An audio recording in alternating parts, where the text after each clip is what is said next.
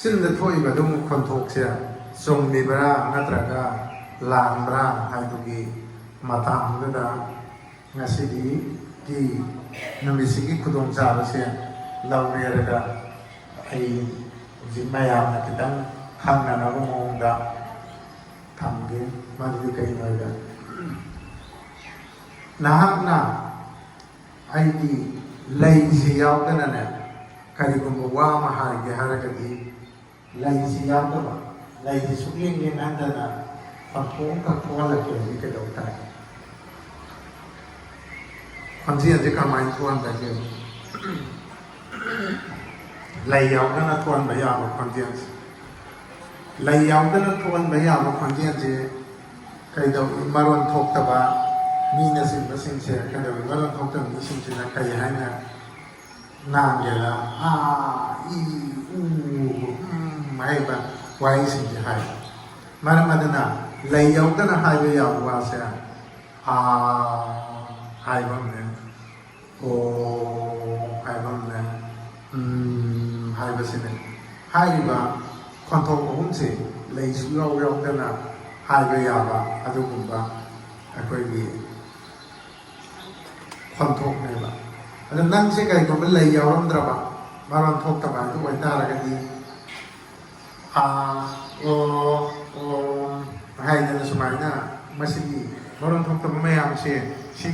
ꯁꯤꯒꯨꯝꯕ ꯋꯥꯍꯩ ꯍꯥꯏꯕꯁꯦ ꯁꯤꯗꯤ ꯃꯌꯥꯝꯁꯨ ꯂꯣꯏ ꯇꯥꯔꯝꯃꯅꯤ ꯃꯇꯧ ꯑꯁꯨꯝꯅ ꯍꯥꯏꯔꯤꯕ ꯈꯣꯟꯊꯣꯛꯁꯦ ꯃꯌꯥꯝꯁꯤ ꯂꯩ ꯌꯥꯎꯗ꯭ꯔꯁꯨ ꯍꯥꯏꯕ ꯌꯥꯏ ꯑꯗꯨꯅ ꯑꯩꯒꯤ ꯂꯩꯁꯤ ꯀꯛꯊꯠꯈ꯭ꯔꯕ ꯂꯧꯊꯣꯛꯈ꯭ꯔꯒꯁꯨ ꯍꯥꯏꯕ ꯉꯝꯗꯣꯔꯤꯁꯤꯗꯤ ꯂꯩ ꯌꯥꯎꯗ꯭ꯔꯁꯨ ꯍꯥꯏꯕ ꯁꯤꯅꯤ ꯃꯁꯤ ꯌꯥꯝꯅ ꯂꯥꯏꯕ ꯑꯩꯈꯣꯏꯅ ꯈꯪꯒꯗꯕ ꯃꯑꯣꯡꯗ ꯍꯥꯏꯒꯦ ꯍꯥꯏꯕ ꯇꯥꯔꯒꯗꯤ ꯀꯩꯗꯧꯏ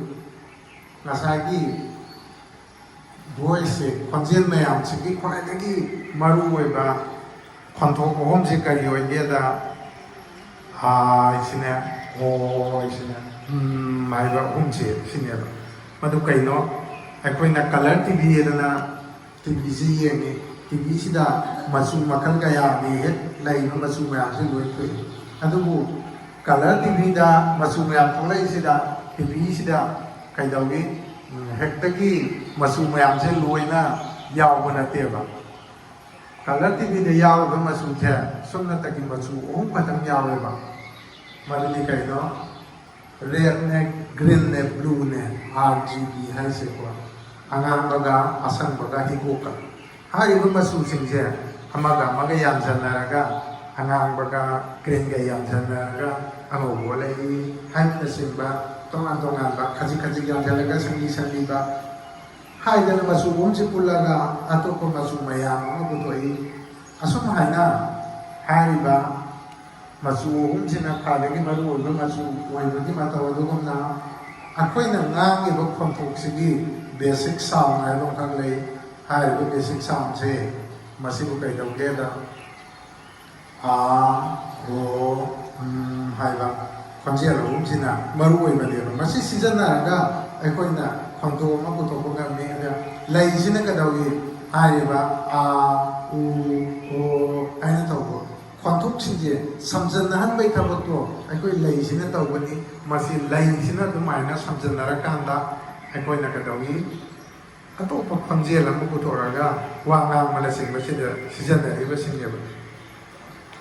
ꯃꯤꯑꯣꯏꯕꯒꯤ ꯂꯩ ꯍꯥꯏꯕ ꯑꯗꯨꯒꯨꯝꯕ ꯁꯤꯅ ꯈꯣꯟꯊꯣꯛ ꯑꯍꯨꯝꯁꯤ ꯌꯥꯟꯁꯤꯟꯅꯕ ꯁꯝꯖꯟꯅꯕꯒꯤ ꯊꯕꯛꯁꯦ ꯃꯁꯤ ꯇꯧꯏ ꯃꯔꯝꯁꯤꯅ ꯍꯥꯏꯔꯤꯕ ꯑꯍꯨꯝꯁꯤꯕꯨ ꯀꯩ ꯀꯧꯒꯦꯗ ꯌꯨꯅꯤꯚꯔꯁꯦꯜ ꯁꯥꯎꯟ ꯍꯥꯏꯅ ꯀꯧꯏ ꯑꯗꯨꯕꯨ ꯍꯥꯏꯔꯤꯕ ꯁꯥꯎꯟꯁꯦ ꯙꯔꯃ ꯈꯔ ꯈꯛꯅ ꯁꯤꯖꯤꯟꯅꯩ ꯍꯤꯟꯗꯨ ꯙꯔꯃ ꯉꯥꯛꯇ ꯅꯠꯇꯦ ꯍꯥꯏꯔꯤꯕ ꯈꯣꯟꯖꯦꯜ ꯑꯍꯨꯝꯁꯤ ꯁꯤꯖꯤꯟꯅꯕꯁꯦ ꯈꯨꯗꯝ ꯑꯣꯏꯅ ꯂꯧꯈꯠꯂꯒ ꯍꯥꯏꯔꯕꯗ ꯈ꯭ꯔꯤꯁꯇꯤꯌꯥꯅꯤꯇꯤꯁꯦ ꯁꯤꯗ ꯑꯃꯨꯛ ꯌꯦꯡꯁꯤ ꯈ꯭ꯔꯤꯁꯇꯤꯌꯥꯅꯤꯇꯤꯁꯦ ꯀꯗꯥꯏꯗꯒꯤ ꯍꯧꯔꯛꯏ ꯖꯦꯔꯨꯁꯦꯂꯝ ꯍꯥꯏꯕ ꯃꯐꯝꯗꯨꯗꯒꯤ ꯍꯧꯔꯛꯏ ꯃꯇꯝꯗꯨꯗ ꯖꯦꯔꯨꯁꯦꯂꯝꯗ ꯉꯥꯡꯕ ꯑꯗꯨꯒꯨꯝꯕ ꯂꯣꯟꯁꯦ ꯀꯔꯤ ꯂꯣꯟ ꯉꯥꯡꯒꯦ ꯍꯥꯏꯕꯗ ꯑꯦꯔꯥꯃꯥꯏꯛ ꯍꯥꯏꯅ ꯀꯧꯕ ꯑꯗꯨꯒꯨꯝꯕ ꯂꯣꯟꯁꯦ ꯑꯩꯈꯣꯏ ꯂꯣꯟꯗ ꯃꯩꯇꯩꯂꯣꯟ ꯍꯥꯏ ꯁꯨꯃꯥꯏꯅ ꯍꯤꯟꯗꯤ ꯀꯥꯏꯅ ꯍꯥꯏ ꯁꯨꯃꯥꯏꯅ ꯃꯣꯏꯅ ꯉꯥꯡꯅꯔꯤꯕ ꯂꯣꯟꯁꯦ ꯑꯦꯔꯥꯃꯥꯏꯛ ꯀꯧꯏ ꯑꯦꯔꯥꯃꯥꯏꯛ ꯍꯥꯏꯕ ꯂꯣꯟꯁꯤꯗ ꯑꯩꯈꯣꯏꯒꯤ hai ba khonjian khonthok se lei te moi da sanskrit ta mudai ne shogi ucharan lei ta ba shogi ucharan lei ta ba shogi ucharan se khogi ucharan ne to ba adumai na koi di aramai hai ba luan sida mai na to ujiki khonthok se lei te ba maram china Christianity da karigumba thaba matang tabada wa matang het nang wa matang da kai haina hai amen hai wai se season nai adubu masia karamai to bada gi amu thaidok ki bano hai bata la gi kai no hai bada koi sadguru ko wadumba minoi po tadi po ka so shawagi kano sian bahai ta ra gun khara hai mayam da gi super natural loi ba mana ta pi bada kai haina hai ge da ai ko gi lon se thaidor ba khara lai ba kai no da koi mai dai na kerosene hai wai sa tersing na hai du season da doi ko to di chamane ko to kerosene tersing ani se sama adu mai dong da na hari ba bhartika language da mase kai hai ge da amen hai wai sa ai ko na en se lo pho ga hai ma tam da di na sa gi na hai ne maram di na sa gi ko gi apoi da le ram ba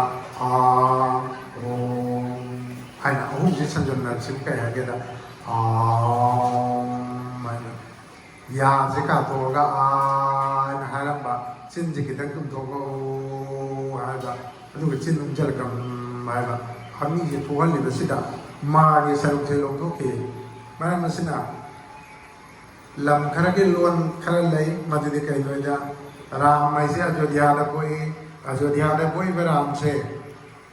ki maming je mana kai gumba Andhra Pradesh da laiba adagi Karnataka da laiba adugumba mi sinjina ram je kayan kam da ge da moy lon da rama haidana koi ram haida da se rama haidana ko adamai taw dana Tamil Nadu da sangjala ga dikka dawre ram je mu kayan ko ge da raman ana ko adana Krishna su kai ga Krishnan Arjuna su kai daw kore Arjunan Bisman asumai taw dana luan se lam ni kitan thaidok pa jo lai matawa sunna hariba thaidok pa do masida aram mai kai ba luan sigi tongang ba adu ba inflection na malai maduna kai no harida en je lo to ga moina haina harisi en je sar je lo to ga duna amen sama na ba da hariba ko ni kontok se season na ba se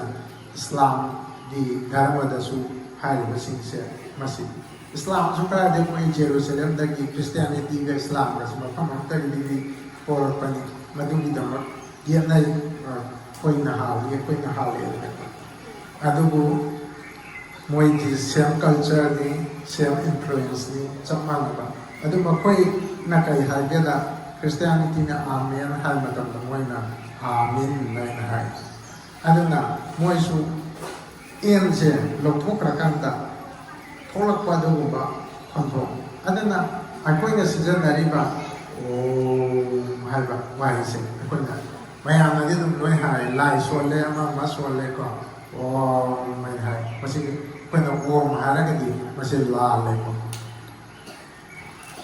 hai wai se khoi do ma kha le ki tholak pa ni aduga na to da loi sa ya je ka to ga hai ba ho da me pa na dana adu kitang umjala ga senji wala ko umjala ga main hara ka tadi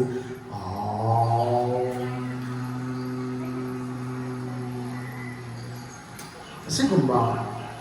chanting ki kana basi masing tiba namdan na kare psychological problem na iba excessive fear akiba yang kiganba distorted dreams laiba bad dreams am laiba nightmare unstable mind unstable body oiba alo basing ꯑꯉꯥꯡꯁꯤꯡꯅ ꯄꯔꯥ ꯐꯥꯗ꯭ꯔꯕ ꯃꯇꯝꯗ ꯑꯗꯨꯒꯨꯝꯕ ꯑꯦꯇꯦꯟꯁꯟꯒꯤ disorder ꯂꯩꯔꯕ ꯍꯥꯏꯗꯤ ꯂꯥꯏꯔꯤꯛ ꯄꯥꯕꯗ ꯅꯠꯇ꯭ꯔꯒ ꯀꯔꯤꯒꯨꯝꯕ ꯑꯃ ꯇꯧꯕꯗ ꯄꯨꯛꯅꯤꯡ ꯆꯪꯕꯗ ꯌꯥꯗ꯭ꯔꯕ ꯑꯗꯨꯒꯨꯝꯕ ꯑꯉꯥꯡꯁꯤꯡꯅꯆꯤꯡꯕ ꯂꯩꯔꯒꯗꯤ ꯃꯤꯅꯠ 5ꯗꯪꯗꯤ ꯃꯣꯏꯁꯦ ꯑꯣꯝ ꯆꯦꯟꯇꯤꯡꯁꯦ ꯇꯧꯍꯜꯂꯨ ꯑꯗꯨꯒꯤ ꯈꯦꯠꯅꯕꯗꯣ ꯌꯦꯡꯉꯣ ꯅꯪꯅ ꯀꯔꯤꯒꯨꯝꯕ ꯊꯕꯛ ꯑꯃ ꯇꯧꯕ ꯃꯇꯝꯗ ꯊꯕꯛꯁꯦ ꯄꯥꯡꯊꯣꯛꯄ ꯉꯝꯗ꯭ꯔꯕ ꯑꯩꯅ ꯇꯧꯕꯁꯦ ꯍꯟꯖꯟ ꯍꯟꯖꯟ ꯃꯥꯏꯊꯤꯔꯕ ꯊꯕꯛꯀꯤ ꯏꯟꯇꯔꯚꯤꯌꯨ ꯌꯥꯎꯕꯗ ꯍꯟꯖꯟ ꯍꯟꯖꯟ ꯃꯥꯏꯊꯤꯕ ꯑꯣꯏꯔꯦ ꯑꯗꯨ ꯅꯠꯇ꯭ꯔꯒꯅ ꯍꯥꯏꯔꯤꯕ ꯑꯦꯛꯖꯥꯝ ꯊꯥꯕꯗ ꯍꯟꯖꯟ ꯍꯟꯖꯟ ꯃꯥꯏꯊꯤꯕ ꯑꯣꯏꯔꯦ ꯃꯗꯨ ꯍꯟꯖꯟ ꯍꯟꯖꯟ ꯃꯥꯏꯊꯤꯔꯕ ꯃꯇꯝꯗꯣ ꯃꯗꯨꯗ ꯀꯩꯗꯧꯔꯛꯇꯒꯦꯅ ꯍꯥꯏꯕꯗ ꯍꯥꯏꯔꯤꯕ ꯑꯣꯝꯒꯤ ꯑꯗꯨꯒꯨꯝꯕ ꯈꯣꯟꯖꯦꯜꯁꯤꯒꯤ ꯃꯥꯒꯤ ꯆꯦꯟꯇꯤꯡꯁꯦ ꯃꯁꯤ ꯇꯧꯔꯕ ꯑꯗꯨꯗ ꯅꯪꯉꯣꯟꯗ ꯅꯁꯥꯗ ꯍꯣꯡꯉꯛꯄ ꯐꯦꯅꯣꯃꯦꯅꯟꯁꯦ ꯀꯔꯤ ꯍꯣꯡꯉꯛꯀꯦꯗꯣ ꯏꯁꯥ ꯃꯊꯟꯇꯅ ꯈꯪꯖꯅꯦꯕꯀꯣ ꯃꯔꯝꯁꯤꯅ ꯑꯩꯈꯣꯏꯅ ꯈ꯭ꯋꯥꯏꯗꯒꯤ ꯑꯩꯈꯣꯏꯗ ꯃꯔꯨ ꯑꯣꯏꯔꯤꯁꯦ ꯑꯣꯝ ꯆꯦꯟꯇꯤꯡ ꯇꯧꯕꯁꯤꯒꯤ ꯀꯥꯟꯅꯕꯗꯨꯅꯤ ꯍꯥꯏꯗꯣ ꯑꯩꯅ ꯃꯌꯥꯝꯗ ꯈꯪꯍꯟꯅꯤꯡꯗꯅ ꯃꯇꯧ ꯁꯨꯝꯅ ꯍꯥꯏꯕꯅꯤ ꯑꯗꯣ ꯁꯪꯀꯜꯄ ꯇꯧꯔꯒ ꯁꯅꯤ ꯗꯦꯕꯒꯤ ꯄꯨꯖꯥꯗꯣ ꯍꯧꯔꯀꯥꯟꯗ ꯃꯇꯦꯛ ꯑꯃ ꯃꯦꯗꯤꯇꯦꯁꯟ ꯇꯧꯔꯒ ꯄꯣꯠꯁꯤꯅ ꯃꯟꯇ꯭ꯔꯒꯤ ꯁꯤꯅ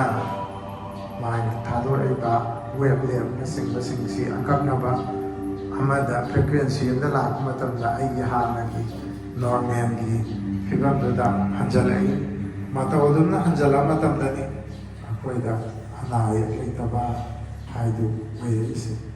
ꯃꯔꯝꯗꯤ ꯀꯔꯤꯒꯤꯅꯣ ꯍꯥꯏꯕꯗ ꯃꯟꯇ꯭ꯔ ꯍꯥꯏꯅ ꯊꯝꯃꯝꯃꯤꯕꯁꯤꯡꯁꯤꯗꯤ ꯃꯥꯒꯤ ꯑꯀꯛꯅꯕ ꯈꯣꯟꯊꯣꯛ ꯑꯃꯃꯝꯗꯤ ꯂꯩ ꯑꯗꯨꯕꯨ ꯈꯣꯟꯊꯣꯛꯁꯦ ꯃꯁꯤ ꯀꯥꯏꯅ ꯁꯣꯜꯂꯒꯗꯤ ꯑꯩꯈꯣꯏꯗ ꯀꯥꯟꯅꯕ ꯍꯥꯏꯕꯗꯤ ꯐꯪꯗꯦ ꯃꯗꯨ ꯅꯤꯌꯣꯝ ꯆꯨꯝꯅ ꯁꯣꯟꯕ ꯑꯃꯈꯛꯇꯤ ꯆꯪꯏ ꯃꯟꯇ꯭ꯔꯁꯤꯡꯒꯤ ꯃꯥꯒꯤ ꯑꯅꯨꯁꯇꯨꯞ ꯁꯟꯗ ꯍꯥꯏꯕ ꯑꯃ ꯂꯩ ꯕ꯭ꯔꯦꯍꯁꯇꯤ ꯁꯟꯗ ꯍꯥꯏꯕ ꯑꯃ ꯂꯩ ꯄꯥꯒꯗꯕ ꯃꯑꯣꯡꯁꯦ ꯇꯣꯉꯥꯟ ꯇꯣꯉꯥꯟꯕ ꯑꯗꯨꯒꯨꯝꯕ ꯃꯑꯣꯡꯗ ꯄꯥꯕ ꯃꯔꯝꯗꯤ ꯑꯅꯨꯁꯇꯨꯞ ꯁꯟꯗ ꯍꯥꯏꯁꯤꯅ ꯃꯌꯦꯛ 9 ꯄꯨꯜꯂꯒ ꯄꯥꯕꯅꯤ ꯃꯟꯇ꯭ꯔꯗꯨꯒꯤ ꯂꯩꯔꯝꯂꯤꯕꯁꯤ ꯑꯅꯨꯁꯇꯨꯞ ꯁꯟꯗꯗ ꯄꯤꯕꯁꯤꯗꯤ 32 ꯋꯥꯠꯅ ꯁꯥꯔꯒ ꯑꯣꯏ ꯃꯟꯇ꯭ꯔꯁꯤꯡꯁꯦ ꯑꯗꯣ ꯑꯩꯅ 9 ꯊꯣꯛꯅ 3 ꯊꯣꯛꯅ ꯈꯥꯏꯗꯣꯛꯑꯒ ꯄꯥꯕꯗꯨꯕꯨ ꯑꯅꯨꯁꯇꯨꯞ ꯁꯟꯗ ꯍꯥꯏꯗꯅ ꯀꯧꯕꯅꯤ ꯃꯗꯨꯗ ꯄꯥꯗ꯭ꯔꯕ ꯑꯗꯨ ꯑꯣꯏꯔꯒꯗꯤ ꯒꯣꯄꯥꯜ ꯁꯔꯁꯅꯥꯝ ꯀꯧꯕ ꯑꯗꯨꯒꯨꯝꯕ ꯚꯒꯋꯥꯟ ꯁ꯭ꯔꯤ ꯒꯣꯄꯥꯜ ꯗꯦꯕꯒꯤ ꯅꯥꯝꯁꯦ ꯑꯅꯨꯁꯇꯨꯞ ꯁꯟꯗꯗ ꯄꯥꯎ ꯍꯥꯏꯕꯅꯤ ꯑꯅꯨꯁꯇꯨꯞ ꯁꯟꯗꯗ ꯄꯥꯗꯅ ꯒꯣꯄꯥꯜ ꯁꯔꯁꯅꯥꯝ ꯐꯅꯌꯥꯝ ꯇꯥꯔꯒꯁꯨ ꯀꯩꯗꯧꯉꯩꯗꯁꯨ ꯏꯃꯨꯡꯗꯨꯗ ꯆꯥꯎꯈꯠꯄ ꯍꯥꯏꯗꯣ ꯄꯣꯔꯛꯑꯣꯏ ꯑꯗꯨꯒ ꯂꯣꯏꯅꯅ ꯀꯩꯗꯧꯏ ꯑꯅꯥꯕꯅꯆꯤꯡꯕꯗ ꯃꯗꯨꯒꯤꯗ ꯇꯥꯕ ꯇꯥꯔꯒꯁꯨ ꯑꯅꯥꯕꯗꯨ ꯐꯒꯠꯂꯛꯄ ꯑꯣꯏꯔꯣꯏ ꯃꯔꯝꯗꯤ ꯀꯩꯒꯤꯅꯣ ꯍꯥꯏꯕꯗ ꯑꯅꯨꯁꯇꯨꯞ ꯁꯟꯗꯗ ꯄꯥꯔꯒ ꯃꯗꯨꯒꯤ ꯈꯣꯟꯊꯣꯛꯇꯨꯒꯤ ꯈꯣꯟꯖꯦꯜꯗꯨꯅ ꯏꯁꯥꯗ ꯌꯩꯔꯕ ꯃꯇꯝꯗ ꯑꯩꯈꯣꯏꯗ ꯀꯥꯟꯅꯕ ꯐꯪꯒꯗꯕ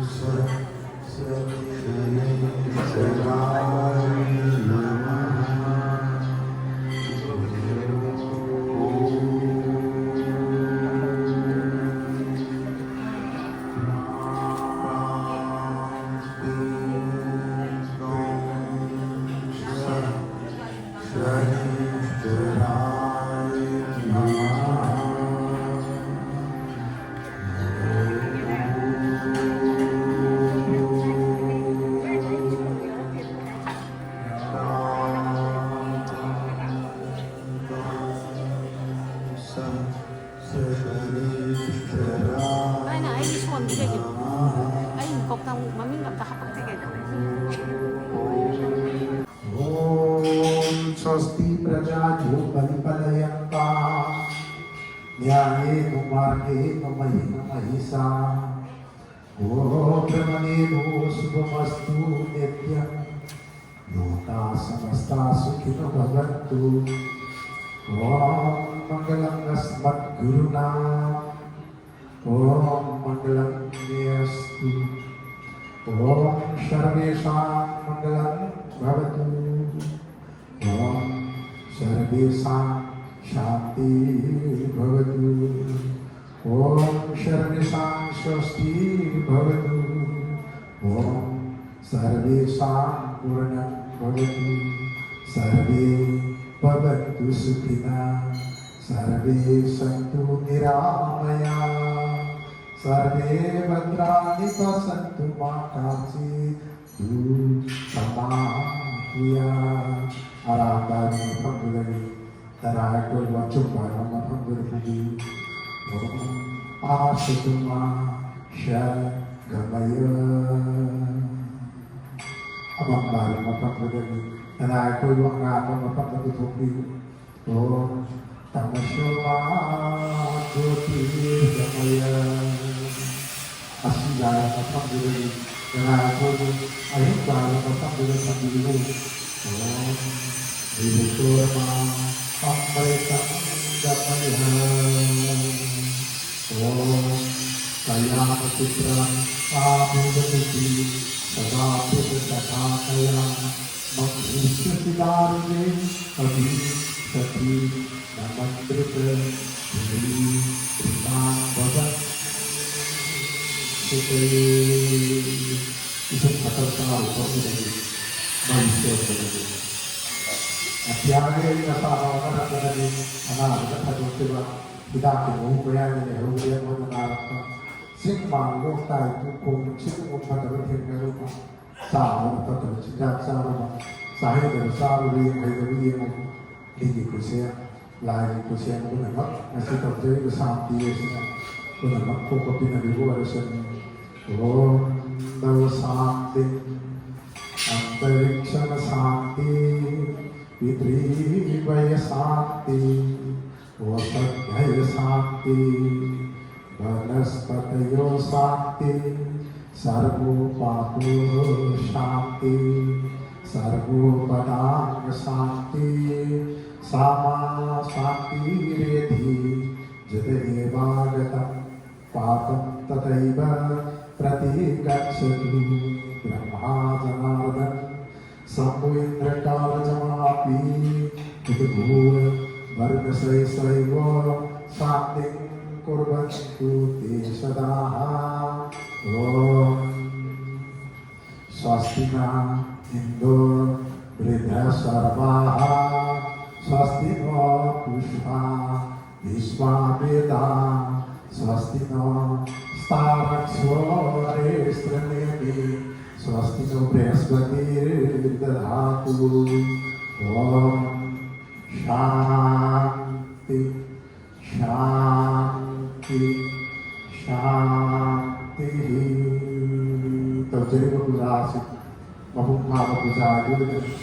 अपुम भाव कोला जो तंपति ने दिगो दर्शन हे संजीव कोविदो नफक नसा की पूजा से ऐसा सोच बता मुला गुरु हाल के हुआ कलियों के बाद हाल के हुआ हाल के हुआ तौजरी में हम ताऊ तो बात ताऊ ने जो तो संजीव कोविदो सोच बता मुझे चला जाओ मुझे पाप किया लगा तंदुरुस्ती तो आपको सबको पैसा आने की रहेगा satu kalau untuk kopi mereka aisyurga tahun seperti mesin bahan itu dulu, yang terkenal sampai datang, terus sudah semangatkan, Visnu Paramadam Sada Pasakti Suraya Devi Rachakurakam Jaya Vishnu Pundarikaksam Purnahatu Harido Hari Jitro Paditrova Sarvasam Gato Hadiva Jahasmareta Pundarikaksam Sarvabhyadhyantaram Shuji Om Swasti Swasti Swasti Hari Om Tassat